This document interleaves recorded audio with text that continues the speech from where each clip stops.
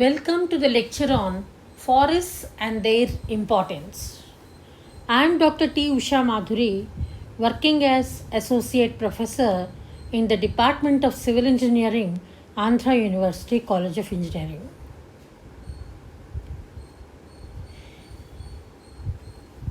The plants are the source of oxygen, the life sustaining gas, and sinks of carbon dioxide. The green plants, in the presence of sunlight, utilize minerals and water from the soil, intake carbon dioxide from the atmosphere, and produce their own food material and give out oxygen in the process. This process is known as photosynthesis. Carbon dioxide plus water in the presence of sunlight, chlorophyll bearing plants produce glucose and oxygen. The forests are the second largest sinks of carbon dioxide next to the oceans.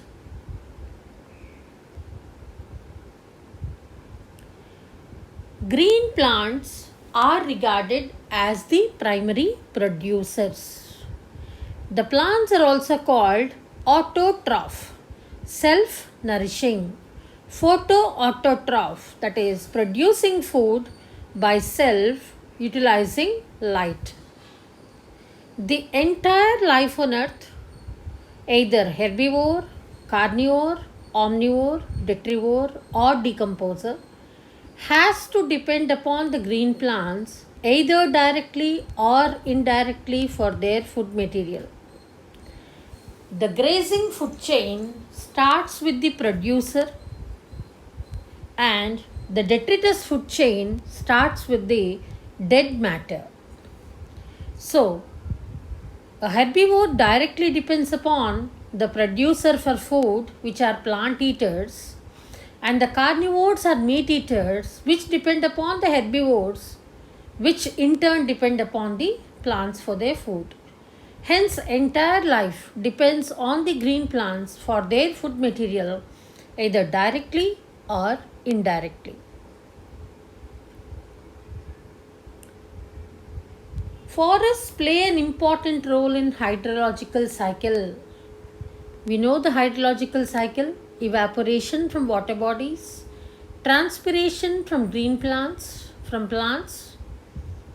and then within the atmosphere condensation occurs, and when the droplet size increases, precipitation begins. It can occur in the form of rain, snow, hail or sleet, and upon reaching the earth's surface, a part of it percolates down through the soil to reach the groundwater table, and the remaining flows as surface runoff.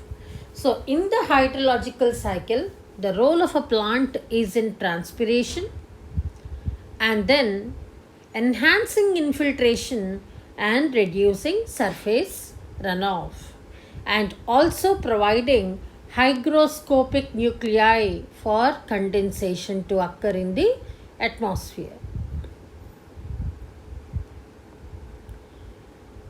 Forests control floods and droughts. So first, controlling floods.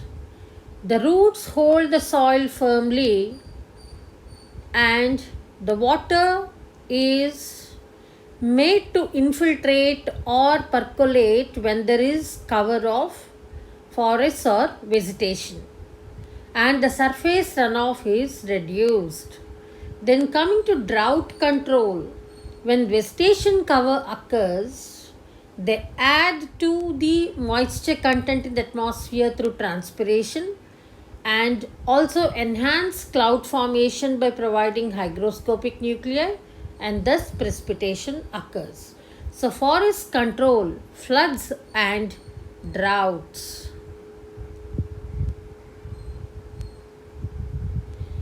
Forests are important habitat for wildlife. What is a habitat? A place of living. There are billions of animals on this planet, many billions more than humans. Animals are very important to us. They are necessary for our existence. They live in many environments. So forests are important habitat for wildlife. Forests are also regarded as backbones of industries. The building construction industry, the timber industry, the paper and pulp industry, the pharmaceuticals, textile industry, sericulture, silk, so textile industry. So all these are forest based industries.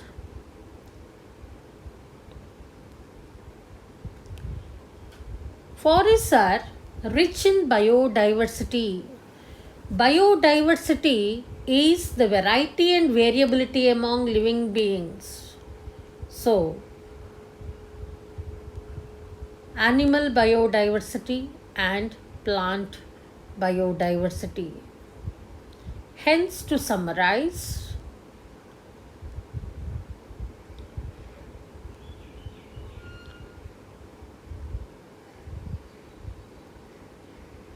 forests are the source for oxygen and sinks of carbon dioxide.